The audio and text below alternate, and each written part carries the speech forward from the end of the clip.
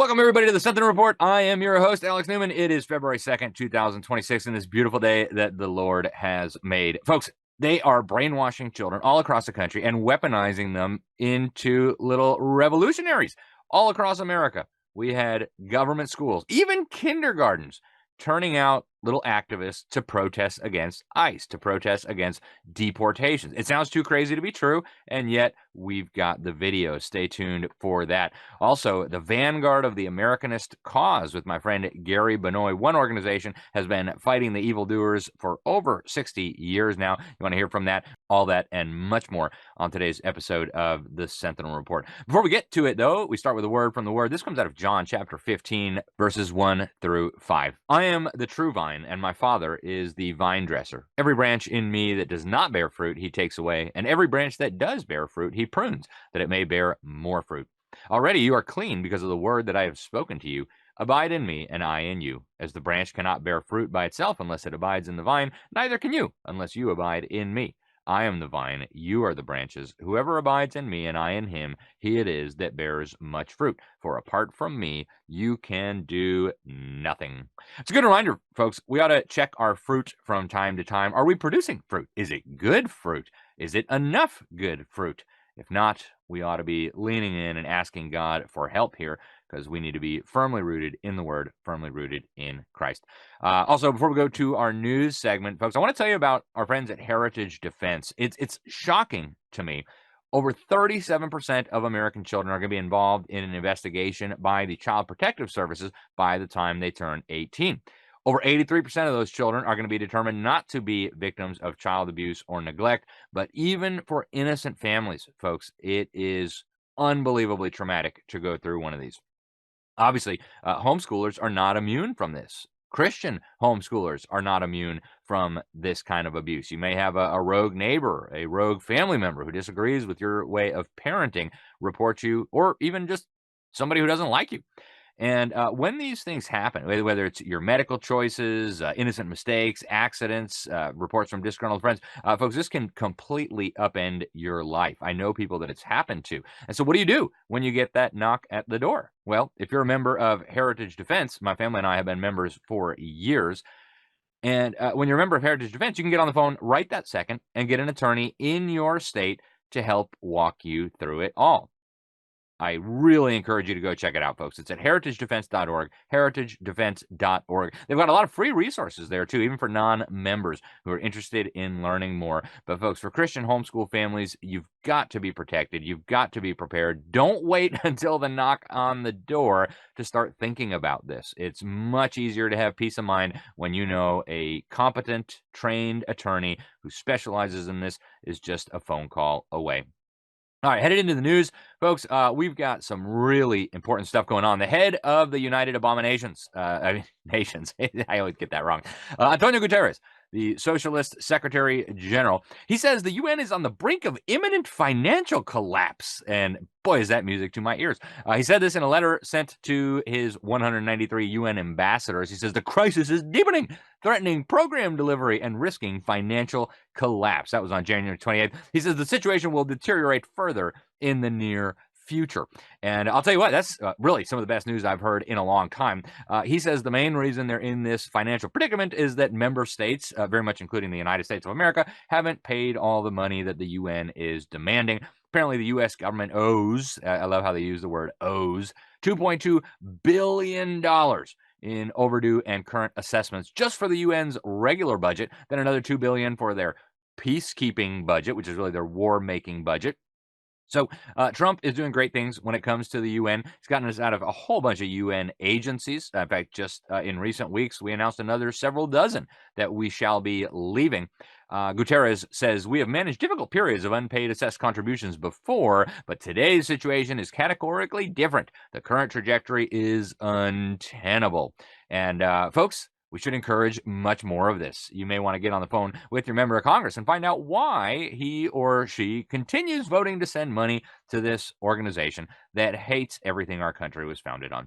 Now, turning to our friends in the United Kingdom, the former British Prime Minister Liz Truss had some really interesting remarks about the UN in a letter to Donald Trump. She said it's time for Trump to dismantle the UN. She cited the international body's bad decisions, says the UN has been infiltrated by China, which is absolutely true.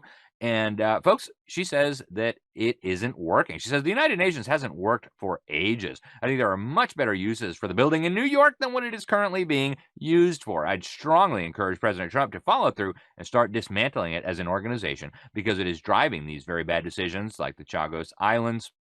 That's involving a UN decision, a UN court opinion about how the UK improperly removed some administration back in the 1960s from the Mauritian Islands.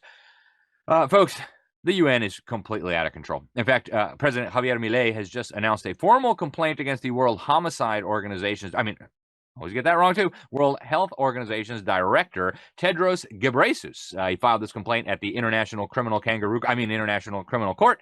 He says the WHO leadership has perpetrated crimes against humanity during the COVID pandemic. These lockdowns, mandates, policies that resulted in massive damage to freedom, to our health, and much more. And so thankfully, Argentina followed the United States out of the WHO. But folks, it's time for a full court press.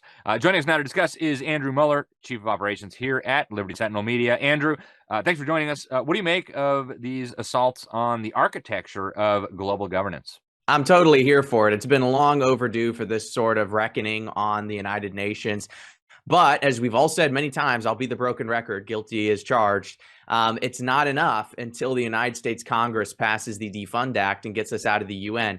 But the fact that these people are quivering in their boots, shaking in their boots because they don't have the funding, shows that Donald Trump is working, that his populist movement going against globalism, this rebirth of nationalism, it's kicking in, it's working, but it's not going to be enough unless and until Congress passes the Defund Act and gets out of the United Nations debacle entirely. Because otherwise, Alex, the next president of the United States, whether it be a neocon, whether it be a Gavin Newsom, they can get us right back in with just a few signs of the pen. So it's very encouraging, but it's just hopefully a total destruction and dismantling.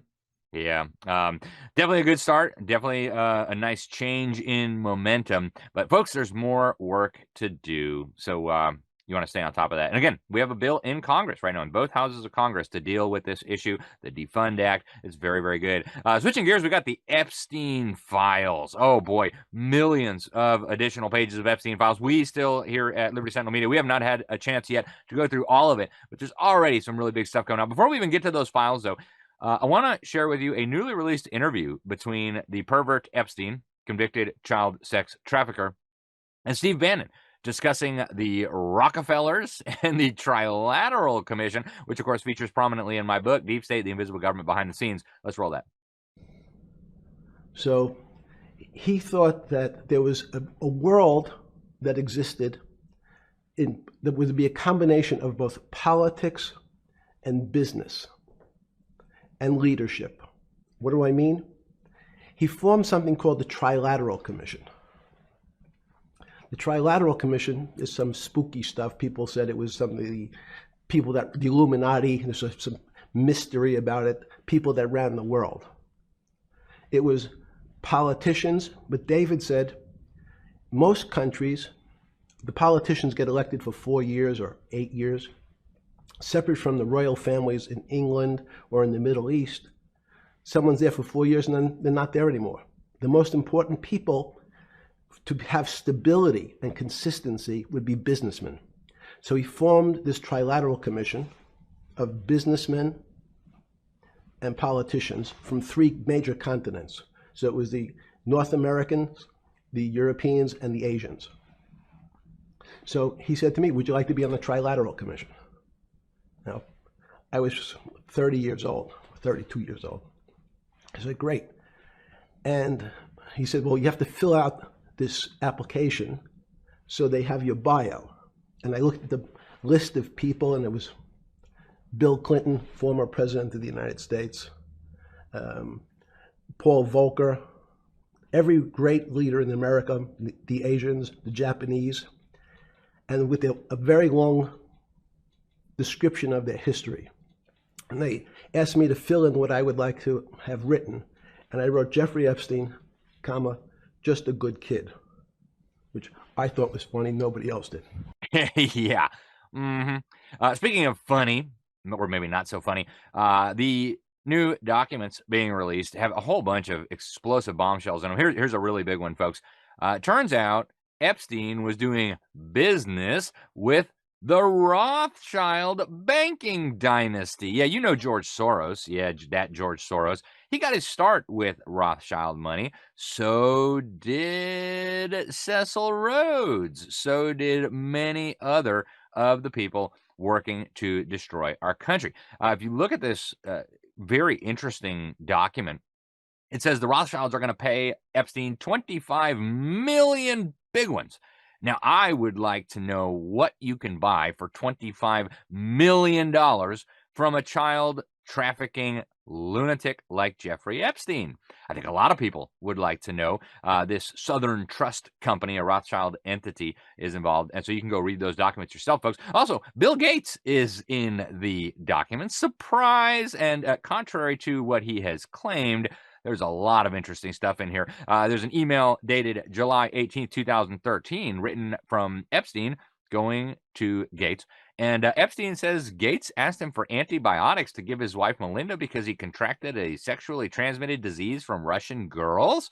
The emails also mention perverted things that I can't talk about here, including genitalia and other things. Obviously, Gates denies the charge. But folks, this is really serious stuff. I mean, these are some of the most powerful, wealthy people in the world running around cavorting with a convicted child sex trafficker.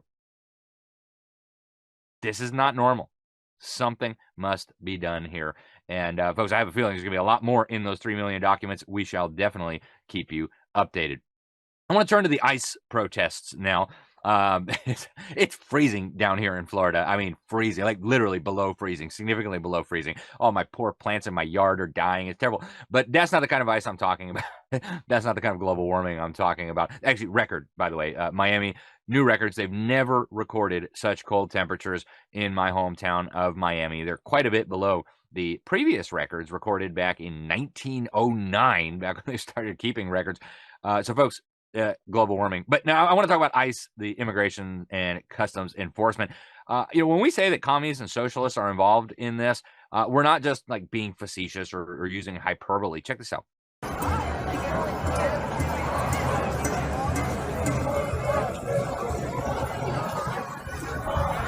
Yeah. Now, I've been warning for a long time that what we were watching is the beginning of a communist revolution.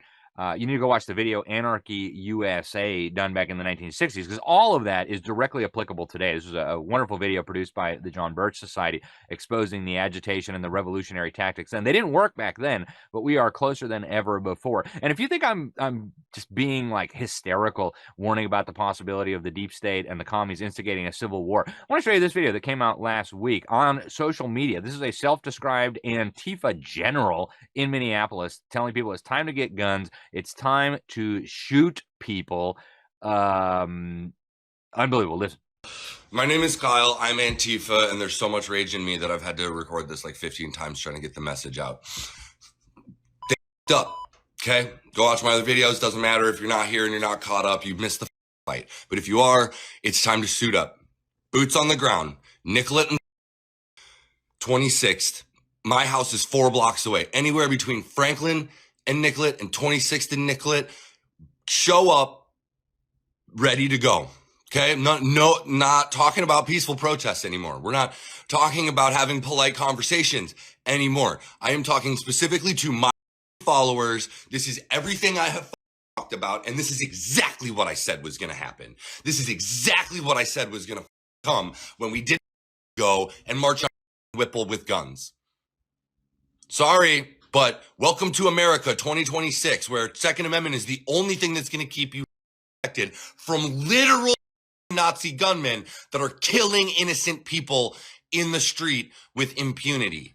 This is not a joke. There's nothing fun to chant about it. Get guns and stop these people. Wow, real nice language.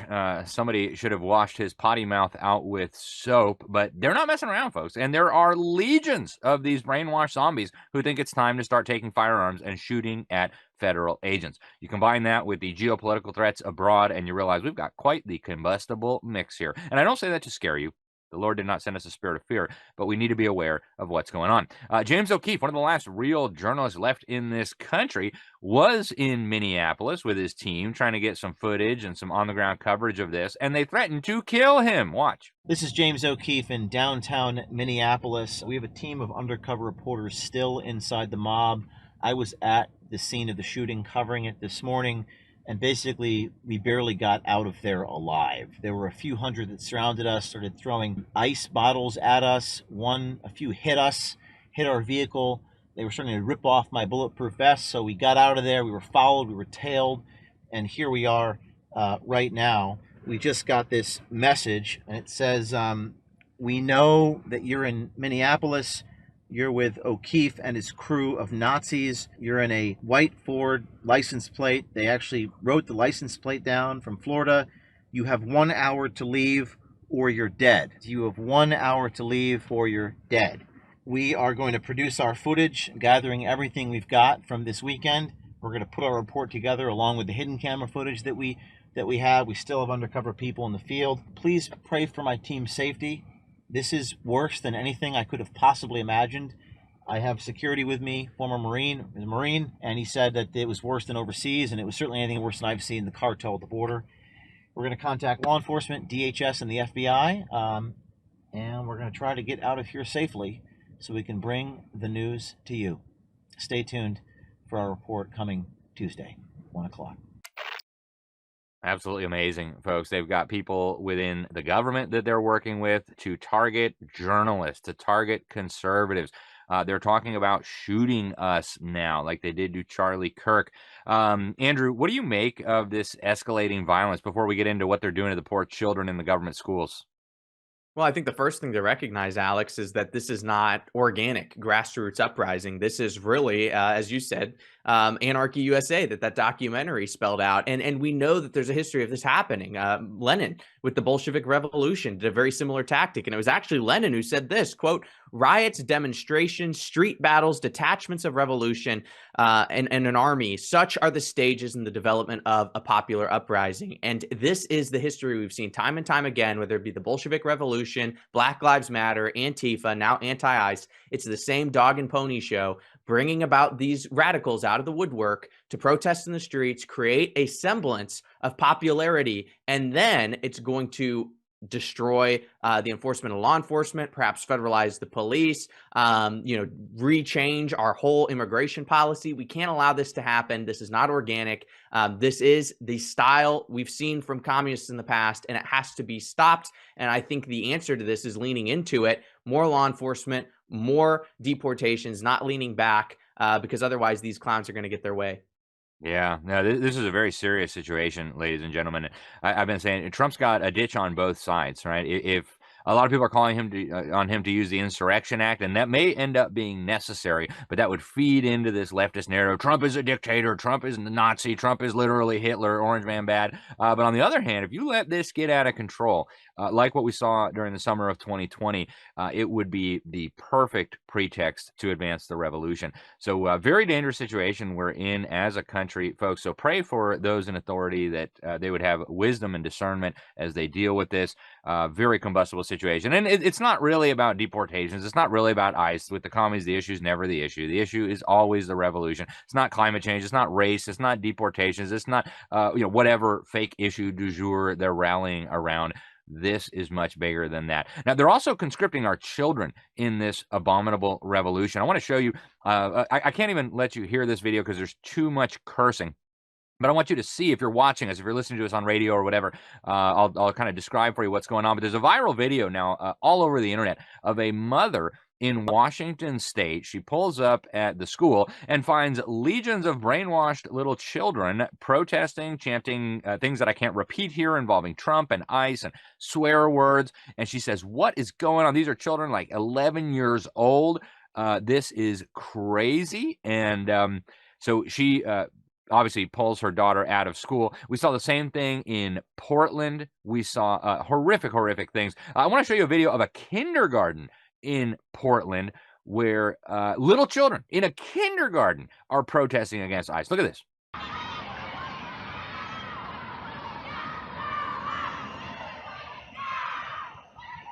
Now let's go to Albuquerque, New Mexico. Brainwashed youngsters running through a Walmart when they should be in school.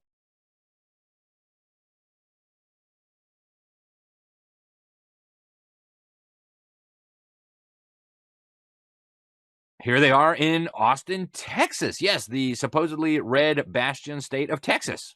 No fear, no hate, no ICE in our state. No fear, no hate, no ICE in our state. No fear, no hate, no ICE in our state.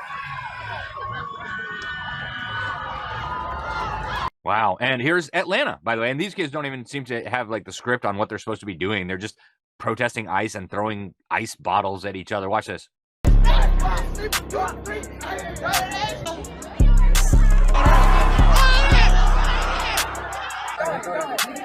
Oh, yes! Come here. Hop out the cut, bitch. I get all these swift. I'm gonna slide a black truck in the window. They're gonna let it rip. Yeah, I need me a free All right, folks, that's January 30th. All across the country, government indoctrination camps masquerading as schools, turning out the children, telling them to go protest ICE, let them walk out of the classroom and hold vile, abominable signs.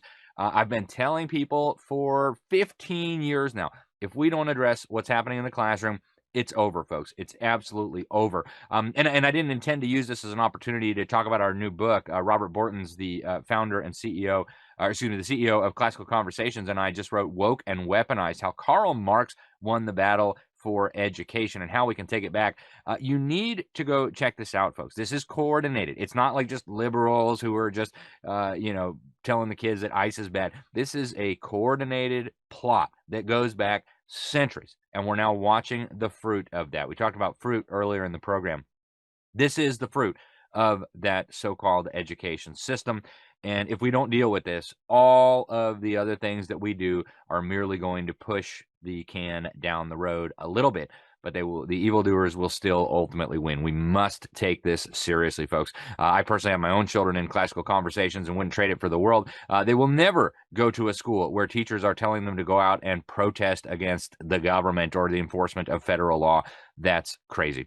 Now, we've been telling you for many years that the real agenda here behind the mass migration is not actually just cheaper wages or more Democrat voters, although those are key incentives, obviously, in the incentive structure that they've built to help facilitate this. But the Mexican president, the former Mexican president, the communist AMLO, López Obrador, just admitted on video, it's in Spanish, so I'll try to translate for you, but in Spanish, that what they're really doing, this mass migration, is really a tool for them to conquer America's Southwest, to reclaim as a... And by the way, I grew up in Mexico. I spent 7 years living down there.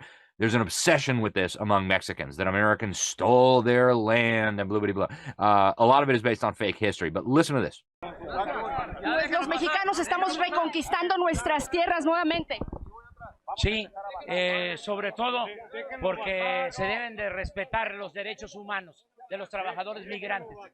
There you go, folks. Are we Mexicans reconquering our lands? Yes, says AMLO. We've got to respect the human rights of the migrants. Folks, this is all much bigger than any of the fake issues they tell us about in the fake media. Now, I want to go to the Grammys last night. We don't normally cover the Grammys here, as you know, but this guy Jelly Roll, I hadn't heard of him before, but apparently he's really famous. While the rest of Hollywood was giving speeches about, how bad ICE is and how great mass migration is, Jelly Roll used his time at the Grammys to praise Jesus Christ. Listen.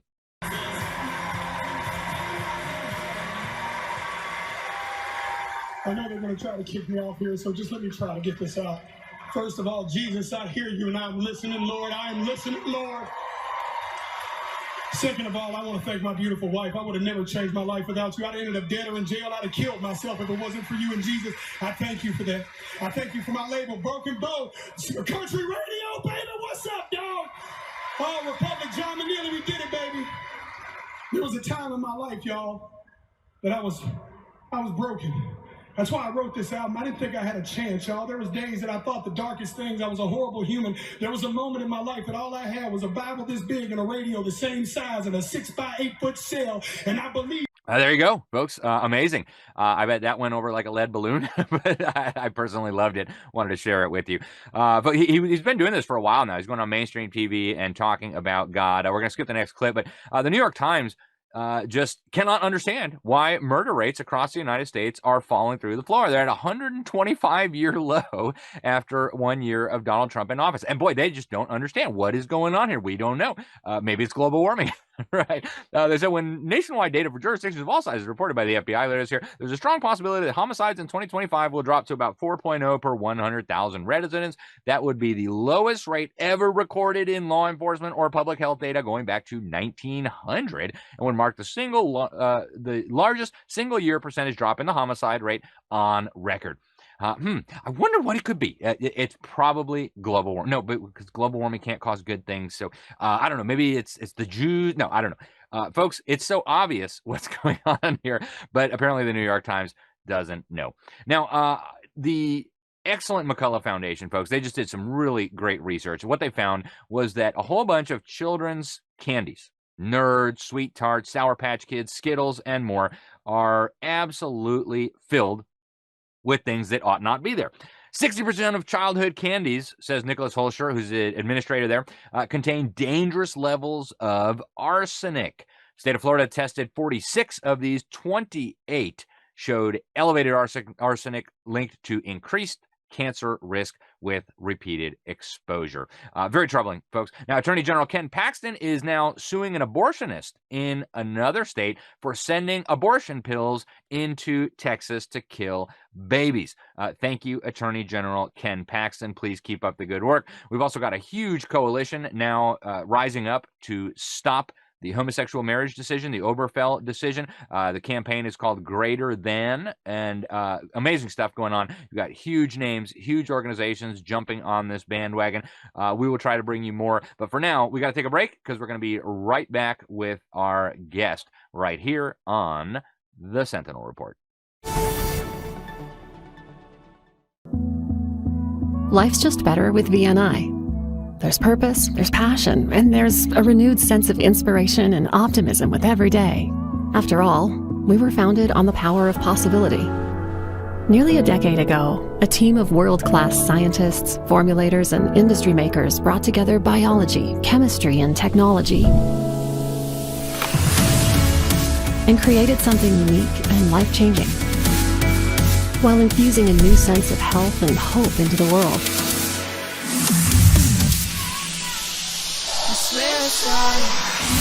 With every product comes an empowering opportunity to take charge of our destiny.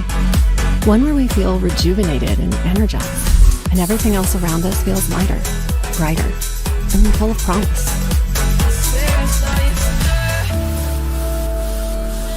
Let's live victoriously, together.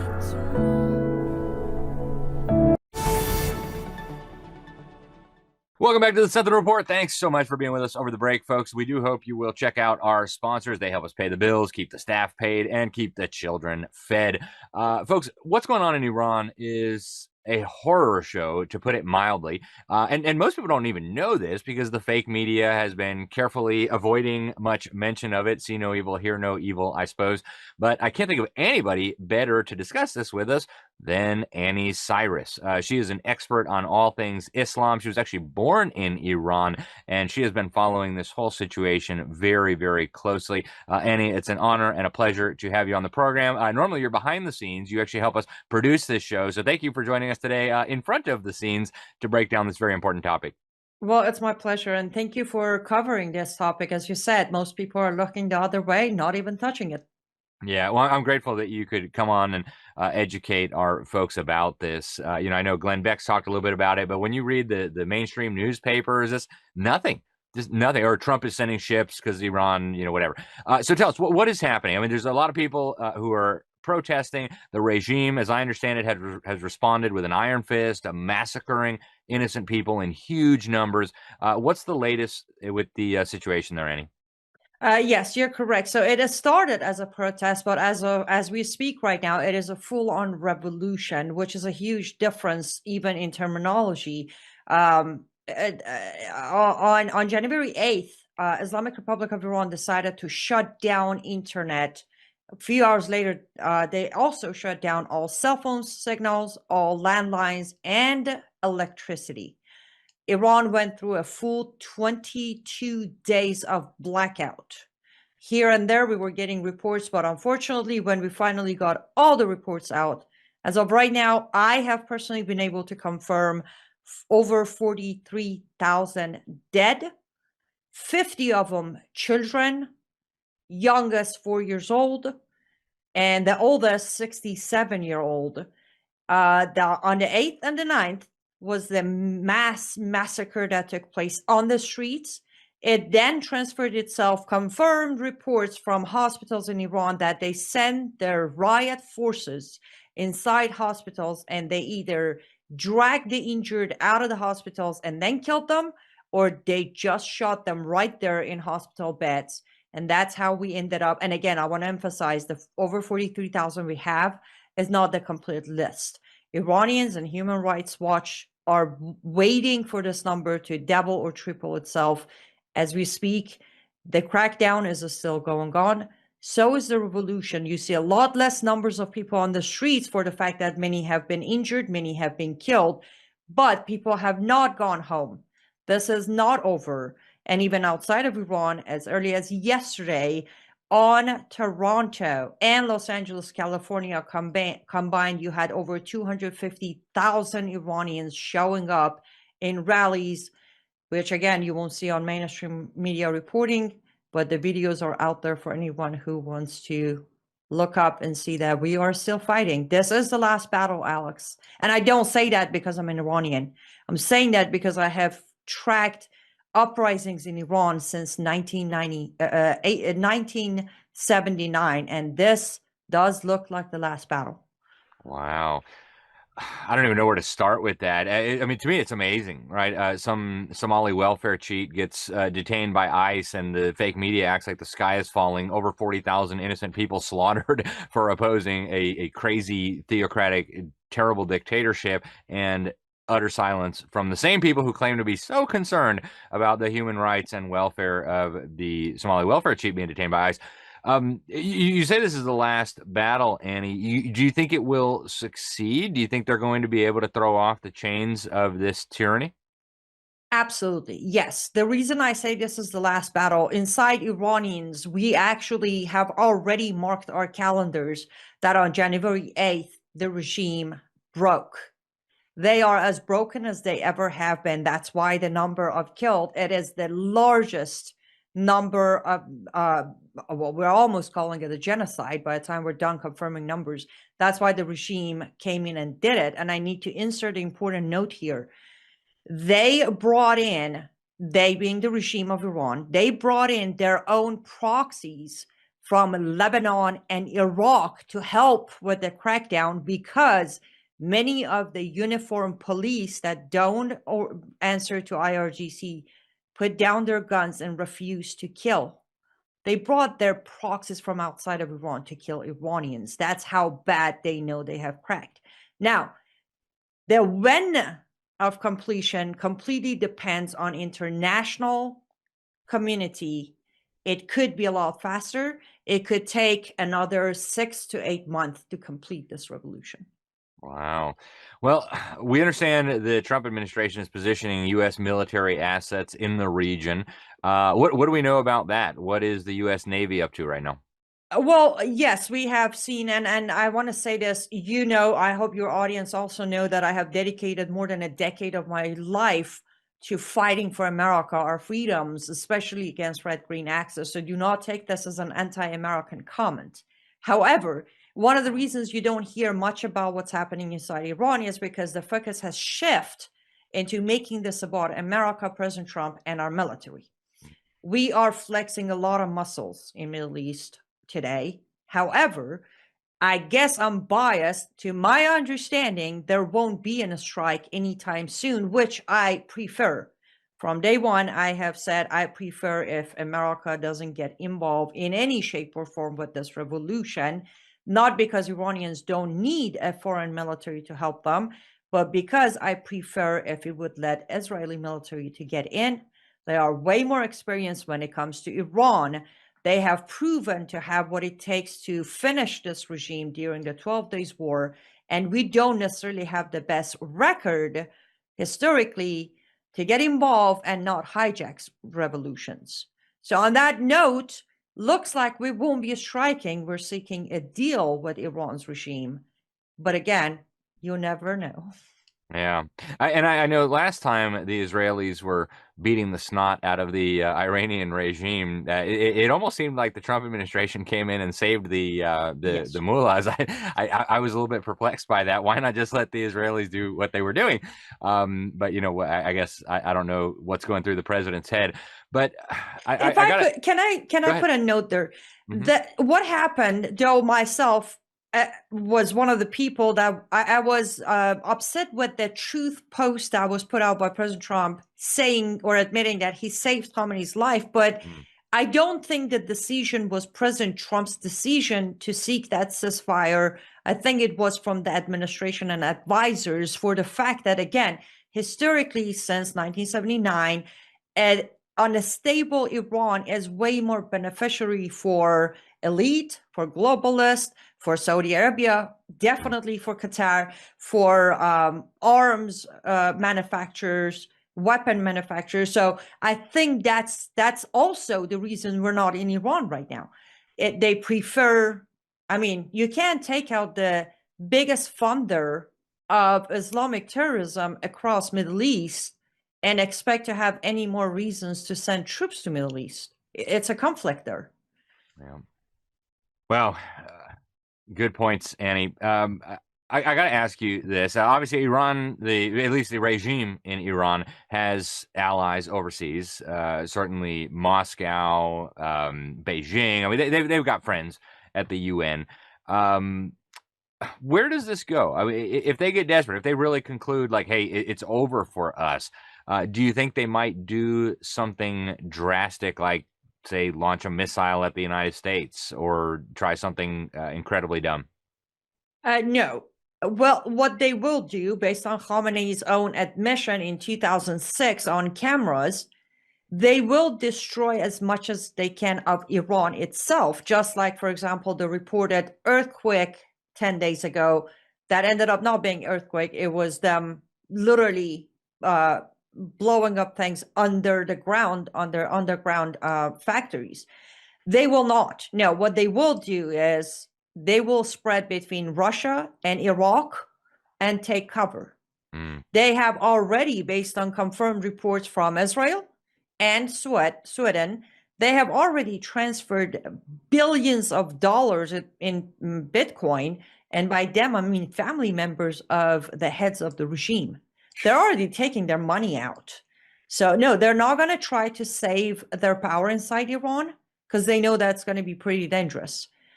They will just try to escape. And that's another reason many are urging United States of America or Israel to come in sooner rather than later before they actually get the chance to flee. Wow. Sounds like rats fleeing a sinking ship.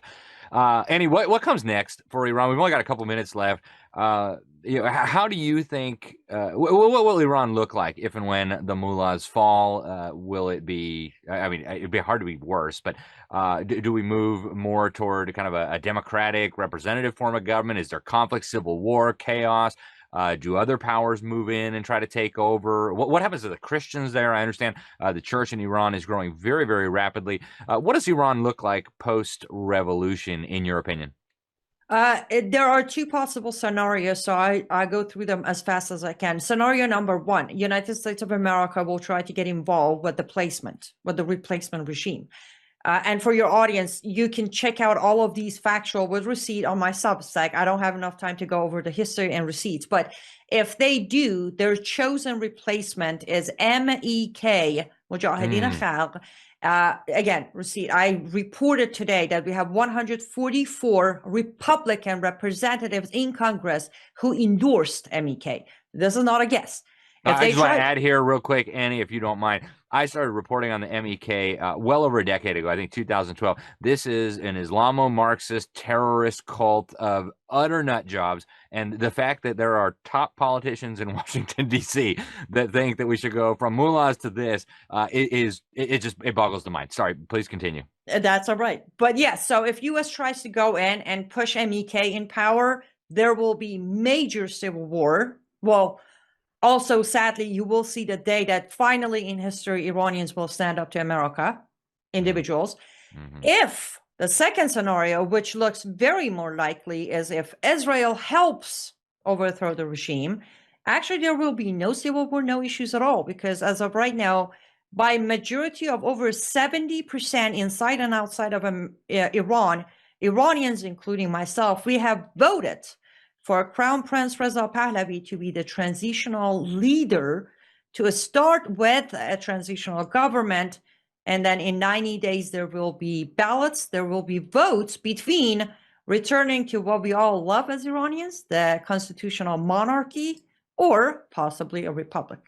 Yeah, and I should remind people the U.S. government played a major role in overthrowing the Shah back in the day, who was very friendly with America, by the way. This was pre-crazy mullahs.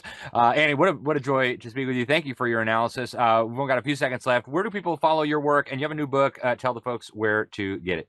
Absolutely. The best place to follow my analysis, commentaries, reporting, details is liveuptofreedom.substack.com. That's liveuptofreedom.substack.com. My new book is not ready for pre-sale yet. It is called The Architecture of Jihad, where I go over every single phases and faces of Islamic Jihad. I explain them. I go historically back to the time of Muhammad, how it started, how it applies today, with a section that teaches everybody who wants to stand up and push back against any sort of jihad. It has steps, actual tangible steps to be taken by fellow citizens to, well, Lord willing, push Islamic jihad out of America or any Western country. Amen. And I've already seen an advanced copy, folks. I'm telling you, it's a phenomenal book. As soon as it's ready, we will bring Annie back. Annie, thank you very much for joining us. Really appreciate it, and we'll talk to you soon. Absolutely. Appreciate you. All right, ladies and gentlemen, stay with us. We're going to be right back with Gary Benoit, editor-in-chief of the New American Magazine. He's got a great new book on the Vanguard of the Americanist Cause. We'll be right back. Life's just better with VNI. There's purpose, there's passion, and there's a renewed sense of inspiration and optimism with every day. After all, we were founded on the power of possibility. Nearly a decade ago, a team of world-class scientists, formulators, and industry makers brought together biology, chemistry, and technology and created something unique and life-changing, while infusing a new sense of health and hope into the world.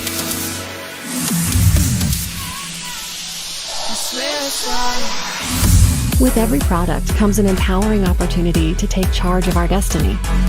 One where we feel rejuvenated and energized, and everything else around us feels lighter, brighter, and full of promise.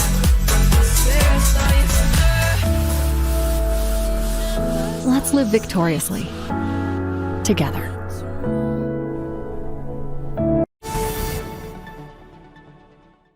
Welcome back to the Sentinel Report. Alex Newman, your host here. Thanks very much for joining us, ladies and gentlemen. There's an organization that we talk about a lot here. We've had the CEO on not too long ago. And as you look around the world, the riots out of control in Minneapolis, the indoctrination of legions of young children, turning them into little revolutionaries, the geopolitical chaos leading us inexorably toward a New World Order, as Klaus Schwab might say. There's really only been one organization that has been battling this in a serious way over the long term, and that is the John Birch Society. There's a new book out by my friend Gary Benoit. It's called Vanguard of the Americanist Cause, a close look at the John Birch Society. Gary, of course, is a longtime member of JBS. He's also the executive editor-in-chief of the New American Magazine, where I am honored to serve as senior editor. That's the magazine of the John Birch Society. And this book was so good. It's just fantastic. There's actually a whole chapter on kind of We Told You So. So I thought I'd bring Gary on to talk about it. He has 11 children and many, many more grandchildren, and he's just a great American. Gary, welcome to the program. Thanks so much for joining us today. Thank you, Alex. I'm so happy to be here. It's an honor to have you, Gary, and I've learned so much from you over the years, so I'm really grateful. Your new book, Vanguard of the Americanist Cause, something like this has been needed for a long time. I'm glad you finally wrote it, but I'm sure there are people watching us, there are people listening to us right now who don't even know what the John Birch Society is, or they may have some vague recollection of hearing a smear about it in the fake media. What is the John Birch Society for people who don't know? Well, first of all, the reason it's titled Vanguard of the Americanist Cause, a close look at the John Birch Society, is because that is exactly what the John Birch Society is. It really is the vanguard of the Americanist movement. And from the beginning, the John Birch Society has championed the Constitution, championed our constitutional republic, championed freedom, while opposing the enemies, both domestic and foreign, who threaten to destroy our freedoms. Yep. And of course, there are many such enemies. But as Robert Welch, the founder of the JBS, pointed out, there is a master, do we dare use the word, conspiracy at work here. Conspiracy, yes. And, for decades, the JBS was really the only major organization that was willing to use the big, scary C word. Now I think it's becoming more and more obvious to people that we are dealing here with a plan. Go ahead, Gary. Yeah, and that's actually quite exciting, Alex, because I joined the John Birch Society long ago when I was 15 years old, back in 1958. Excuse me, back in 1968. I don't want to make myself older than I am. The John Birch Society itself was founded in 1958. But in any event, when I joined, Alex, you say that C word, conspiracy, and people would be shocked. Conspiracy? What on earth are you talking about? Are you crazy? And people will laugh and scoff and whatnot, and people are not laughing anymore. And I'll cite one example, and that is the United Nations. Because when Robert Welch, the founder of the John Birch Society, when he launched our effort back in 1958, right at the beginning, he was talking about the United Nations, that the United Nations was not mankind's last hope for peace, that instead was a world government trap. And that was intended to be a vehicle by which our sovereignty will be transferred into the hands of global conspirators who wanted total power for themselves. And we told people that back in the 60s and 70s and whatnot. And once again, people laughed. But once again, Alex, people are not laughing today. As a matter of fact, I would say when I joined, the big problem was trying to show the people that there was a problem and that the problem was caused by a conspiracy for global control that was working for more government, leading to total government, and more internationalism, leading to world government. Today, so many people have been red-pilled, Alex, that the cat's out of the bag, so to speak. Millions of people, I believe, realize that today. And so today the challenge is not so much showing people that there is a conspiracy, but showing people that there is something that can be done about it, and that the John Birch Society is fighting it the only way that it can be fought, that is exposing the conspiracy and also creating the understanding so that we can save our freedoms. Yeah, amen. And Gary, you have a whole chapter in here. I think it's very important to highlight this on the positive dream, right? Yes, we are against this diabolical conspiracy. We are against the efforts to enslave us and destroy true religion and build a totalitarian one world government. But we're also in favor of something. It was summarized as less government, more responsibility, and with God's help, a better world. Talk to us about the positive dream. What does that mean? Well, the positive dream is just what you said, Alex. Less government, more responsibility, and with God's help, a better world. And the conspiracy is fighting for just the opposite. But in the book, as you pointed out, I have a chapter called The Positive Dream. I also have a chapter called The Negative Nightmare. And the chapter about the positive dream appears before the negative nightmare chapter. The reason because what we're for is so much more important than what we're against. But we have to recognize, in order to preserve what we're for, in order to preserve our freedoms, in order to be able to carry out our loyalties to God, family, and country, we have to fight this totalitarian conspiracy. And so even though we work toward the positive dream to have our republic not only regained its endangered freedoms, but do so with even more brighter luster than in the past, even though we are doing those things, we have to destroy that conspiracy as well through the light of exposure. And of course, the conspiracy does not want to be exposed. And that's why the John Birch Society has been so smeared over so many years. Of course, in more recent years, they pretend like we do not exist, Alex. But that's because they fear what we are doing. Yeah, no question about it. Gary, I want to talk to people about what membership looks like and encourage people to get involved. But before we do that, talk to us about John Birch. Great American Robert Welch decided to name the society after him, of course, with the permission of his parents. Tell people about Captain John Birch. Well, John Birch, first of all, was an American through and through. Even though he was born in Asia, and even though he was killed by the communists in Asia, he grew up mostly in Georgia, but he was a very staunch Christian to the extent that he became a Christian missionary and decided that he wanted to go to China in order to spread the gospel. He learned how to speak Mandarin Chinese, and he went there, and the time period was such that he was there when America was thrust into World War II, and also when Colonel Jimmy Doolittle bombed Tokyo with his raiders and had to overflow Japan into China because they did not have enough fuel to get back to the aircraft carrier from which his raiders were launched. And so John Birch found out about this and was able to rescue Colonel Doolittle himself, as well as many of his flyers. And that came to the attention of General Claire Chennault. And John Birch was asked to become involved in intelligence, to work behind enemy lines, and he did so. But what happened was he was on a mission for the U.S. government after World War II ended. And while on that mission in the uniform of a U.S. Army captain, because at that point he had become a captain, he was assassinated by the communists. But the communists at that point, Alex, were supposed to be our allies. And so this whole thing was covered up by the U.S. government. But fortunately, the truth did come out. And Robert Welch was so inspired by the story of John Birch when he learned about it that he decided to name his great organization the John Birch Society. He asked the permission of John Birch's parents to do so. That permission was granted. In fact, right up to the present day, John Birch's parents, of course, are deceased. But John Birch's nephew, who is still alive, is a chapter leader of the John Birch Society in Ohio. Yeah, and folks, if you're not familiar with the story of John Birch, you should ask yourself why, and you should get a copy of that book as well. An extraordinary man of God, an extraordinary American who gave his life for God and country, and really a model for Americans to look up to and emulate, who unfortunately his story has been really covered up and buried deliberately in an effort to try to conceal this from Americans. Gary, you mentioned that the JBS has been smeared over the years. A lot of that happened before I was even born, but back in the 1960s, 70s, even into the 80s, you had the communists, the liberals. In fact, the commies made JBS their #1 target. You had the liberal media, and you even had William Buckley, supposedly the leader of the conservative movement, come after JBS. You lived through a lot of those smears. Talk to us about it. Why'd they do that, and what did it do? Well, the reason they do it is because this conspiracy includes not just communists. The conspiracy includes others who are not themselves necessarily communists. In fact, many of them are decidedly not communists, at least in terms of not being members of the Communist Party.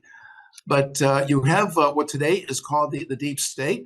You also have what you have called, Alex, in your own book, the deep state above the deep state. And so you have powerful elitists who are working with the communists to bring about the new world order that they want to bring about. And that is to create a world government controlled by themselves. And you also have within the conservative movement, you have wolves in sheep's clothing. You have false conservatives. Sometimes they are called neoconservatives. And really what they're recommending is socialism. And then, of course, you have the constitutional conservatives, and that is the category that the John Birch Society falls in. But William F. Buckley, whom we referred to, who very much attacked the John Birch Society, he was a false conservative. He was a neoconservative. And so he was part of the problem, not part of the solution. You might even look at him as the Pied Piper, trying to take good Americans astray. Yeah, and when you look back at his record, it's very troubling. I mean, support for the United Nations, a totalitarian bureaucracy, constantly attacking conservatives who were standing up for the truth. Very, very bizarre record for a supposed conservative leader. Gary, we're almost out of time. I want to ask you about the religious component. I mean, we say with God's help, a better world, but we have a lot of different people of different faiths in the society. There are evangelical Christians, there are Catholics, there are Jews.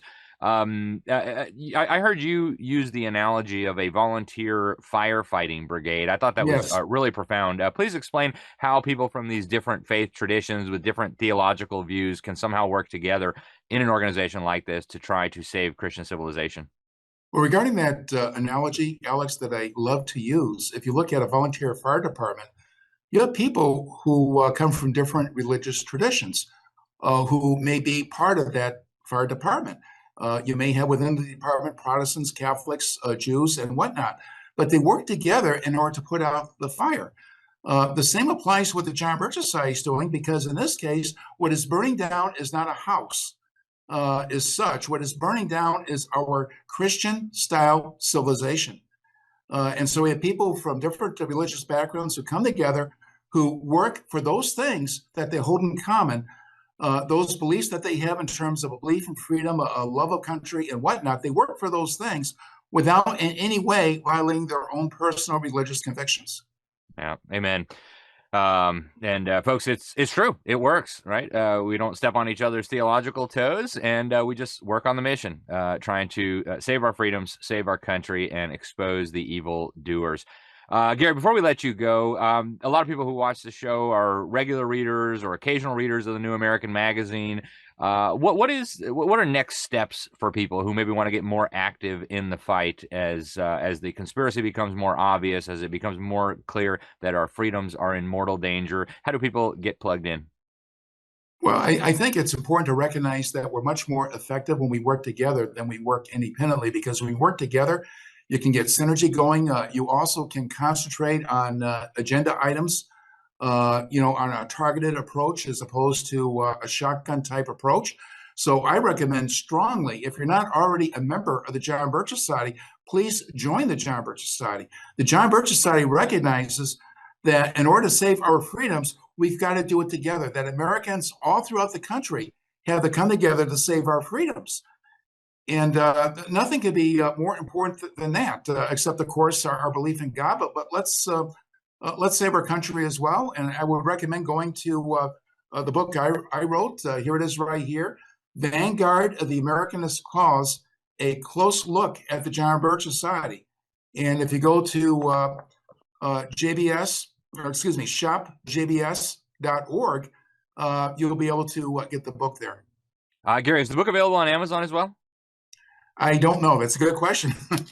Okay, very good. Well, at the very least, it's available at shopjbs.org. Folks, Gary was kind enough to send me an autographed copy. And so get a copy. It's really, really good. And also go to the New American. Gary is the executive editor there, editor-in-chief. I serve as senior editor. I don't know of any other magazine like it. It's by far the best one out there. Gary Benoit, thank you very much for joining us today. Thank you for all your work, and I look forward to talking to you again soon. Thanks, Alex. Thanks, Gary. God bless you. All right, folks, that's all we have time for today here on the Sentinel Report. But I want to thank you for tuning in. I want to encourage you, whether you're listening to us, watching us, whether we're on the radio, share this information with your friends, with your family, with the thought leaders, the opinion molders in your community. We've got a country to save. There's a lot of work to be done, and we can all be part of that solution in our own little way. I'm Alex Newman. This is the Sentinel Report. Until next time, we appreciate you. God bless you all.